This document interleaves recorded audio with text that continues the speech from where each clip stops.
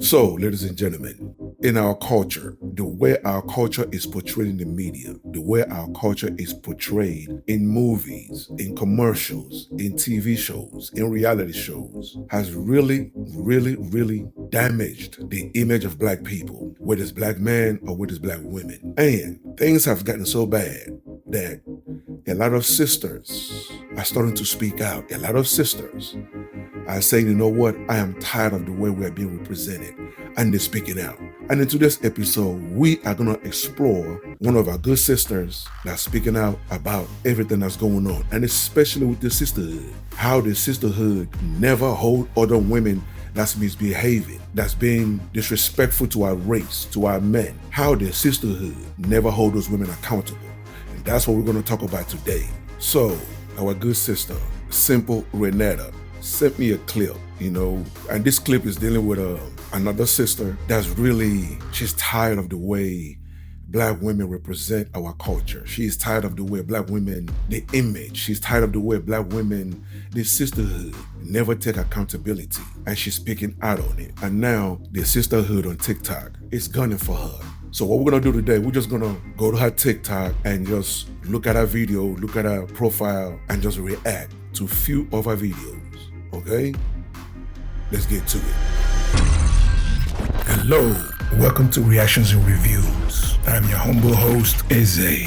Thank you, and I hope you enjoy the show. So this is her TikTok. She goes by the name of I'm Just a Girl Too.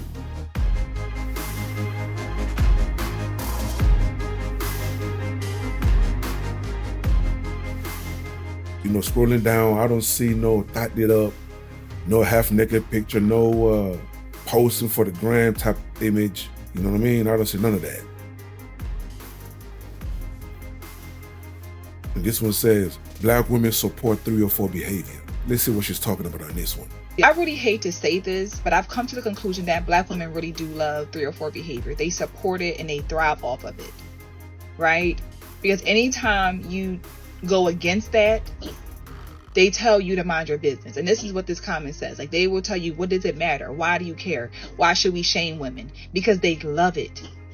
They love to see other women naked. They love to see other women giving their body up and hoeing around. They love it. They get really upset when you give think pieces on why women shouldn't behave a certain way, carry themselves a certain way, do certain things. But they don't get mad when people are talking about baddies and giving think pieces on that. You know why? Because they like that stuff. They thrive off that stuff. They want to see women fighting and bent over, shaking their behinds.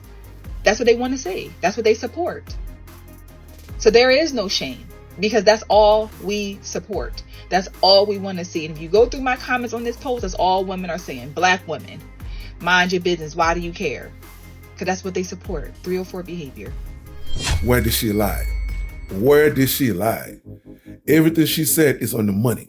Because the sisterhood will bash men. The sisterhood will disrespect men. The sisterhood will disrespect a woman trying to be a good wife. A woman trying to be a traditional woman. The sisterhood will shame her. The sisterhood will let her know, you can do better. You need to be out here experiencing other men. You need to be out here tightening it up. You need to be out here dressing like a whore. That's what the sisterhood supports. And as soon as you come out and say, you know what, ladies, can we cover up? Ladies, can we stop twerking? Ladies, can we have more respect for ourselves? The sisterhood will come for you. They will get mad and come for you. So she is 100% right on this one. Let's keep going. Okay, let's check out this one. She says, when women are too afraid to go against their sisterhood. Let's see what she's talking about. So because I don't want young girls to grow up to be whores, that means I don't like women, or I hate black women, or I'm bashing. That's what women say when you talk against the 304 behavior. When you talk against issues in our community that are really affecting our children, that are influencing them in a negative way. And I love this comment because she hit it on the nose. It's like, if you go against it, they say you hate black women, you're anti-black, or they call you a pick-me. I don't want young girls to think that that behavior is going to get them anywhere, to have to spend their 30s and 40s healing from all the damage that they did in their younger years. And the fact that we think that somebody hates Black women, or they're hating or they're bashing because they don't condone certain things, is wild. It is wild. And that just says a lot about us as women, especially Black women, that only way that you can really love Black women is to support the foolishness. That's insane. It really is. If you made it this far, hit that like button and leave a comment to trigger YouTube's algorithm. So hit that subscribe button and hit that bell to let you know every time I upload a new video. Nothing scares me more than the way Black women think. The way that we process things, the way that we handle things, the way that we interpret things really scares me, because it just shows me how much work we have to do. The way that we decide to handle situations, the way that we deflect, the way that we point the fingers, the way that we just refuse to want to do better, that scares me. Because it makes me look at my society, look at society, and look at my community and say, this is the problem. Our fight to fight against positivity, the fight to stay in a negative place, the fight to just stay content and keep pointing fingers and keep being a victim instead of trying to overcome our situations, instead of trying to overcome the pain, the hurt, the struggle. It scares me. I spend time on this app all the time trying to educate and inform and get Black women to have a different way of thinking. But no, they fight hard to keep nonsense going, to not want to change a community, to not want to change themselves. And that scares me. It scares me because it makes me worry about my daughter, the generations after me, the generations to come, just based on how we think about things. Our unwillingness to grow is holding us back. That's our biggest problem. Being unwilling to grow, being unwilling to do things different is your biggest downfall.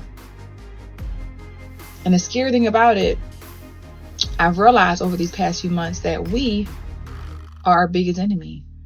Black women, you are your biggest enemy. God bless this sister. She must be protected at all costs. God bless this sister. She is spitting. And I'm not going to lie to you, ladies and gentlemen. Whenever I see sisters like this, whenever I see their content, whenever I see how they talk, it gives me hope.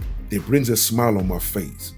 Now, I know not all Black women, not all American Black women, let me make sure I get it right. Yeah, I love correcting me. Not all American Black women are like she says in this video. You understand what I'm saying? Unfortunately, the good ones are quiet. The good ones are wifed up.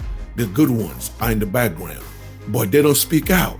They don't speak out, which I also want to hold them accountable. Because if you're good and you see something that's bad, even the Bible tells us, when you see something that's bad, even though you're good and you don't say nothing, God's words will also condemn you, just like it condemning the person that's doing the sinning. I'm not trying to preach the Bible, but it's in there. Meaning, if you see something that's bad and you don't say nothing, you are just as guilty as the person that's doing something that's bad. So all you sisters that see what's going on, you ladies need to start speaking up like this sister right here. You ladies need to start being cowards, because you ladies feel if I say something, they're going to come for me. So what? So what? Speak the truth.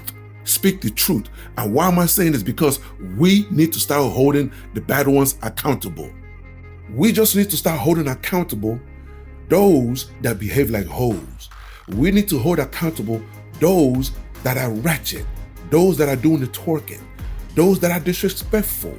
I mean, you get the gist. The bad ones are the ones we need to hold accountable. The bad ones are the ones we need to hold accountable. That's all I'm trying to say, gentlemen. That's all I'm trying to say. Now, what do you guys think? Do you agree or do you disagree? Either way, leave your comments below so we can start this conversation. Until the next video, stay safe in the streets. later. That will wrap it up for today's episode. And thank you for joining me. So please leave a comment below. If you agree, if you disagree, it doesn't matter. Leave the comment below. And also, you tell me what you want me to cover. You tell me what you want me to discuss and what you want me to react to. Okay? And that's it, ladies and gentlemen. Thank you so much for joining me. And I'll see you on the next episode. Please don't forget to subscribe.